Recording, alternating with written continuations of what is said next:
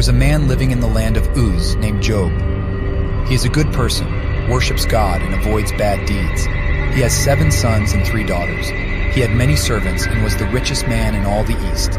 He has 7,000 sheep, 3,000 camels, 1,000 oxen, and 500 donkeys. His sons had a habit of taking turns holding a feast in their respective homes and inviting their sisters. Whenever such a feast is over, Job summons his sons for a ritual. Job gets up early the next day to offer God a burnt offering for his children, because they might secretly blaspheme God and commit sin. The day came when the children of God faced Yahweh, and Satan was also there. Yahweh asked Satan, "What are you worried about today?" "I go back and forth to all the corners of the world," answered Satan. "Have you noticed my servant Job?" Yahweh asked. "There is nothing like him in the world. He is a good person, worships me, and avoids evil deeds," added Yahweh. Satan answered, "Will Job still worship you if he gets nothing from you? You take care of him, his family, and all his possessions. You bless everything he does, and you almost fill the whole land with his wealth. Try to remove everything from his life, and he will curse you face to face." Yahweh said to Satan, "Then do whatever you want to do to him, just don't hurt him." And Satan left the presence of Yahweh. One day, Job's sons were eating and drinking at their eldest brother's house. One of his men came to Job without anything. He said, "We were currently plowing the cows and grazing the donkeys when the Sabaeans came. They took the cows and donkeys and even killed my companions. I'm the only one who escaped to tell you." He had not finished speaking when another one arrived. He said to Job, "Lightning struck the sheep and the shepherds and they all died. I'm the only one who survived to tell you." He had hardly finished speaking when someone else came. It said, "3 groups of Chaldeans attacked us. They took all the camels and killed my companions.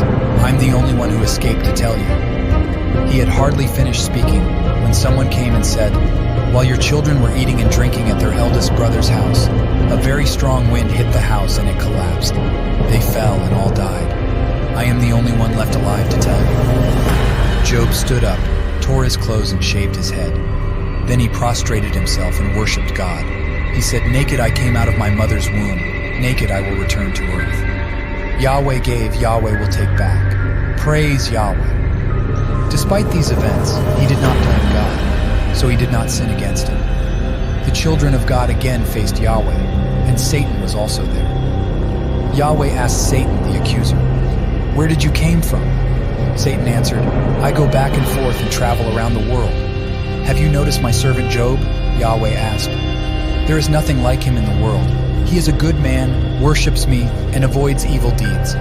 You urge me to harm him even without sufficient reason, but he still remains faithful to me," said Yahweh. Satan answered, "Eat whatever a man gives, he must not die. Try to hurt his body, and I'm sure he will curse you face to face." Yahweh said, "Then do what you want to do to him. Just don't kill him."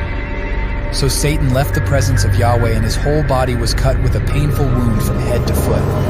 Job sat down by the garbage can and scratched his wounds with a piece of broken pottery. His wife said, "Will you still remain righteous? Curse God and die." Job replied, "You do not understand what you are saying. Will you accept only blessings from God? Will we not accept it if he gives us suffering?" Despite his suffering, Job did not speak against God. Remember, God will not forsake a good man, but he will not help the wicked. He will make you laugh and shout for joy, but he will put your enemies to shame, and the house of the wicked will be completely destroyed.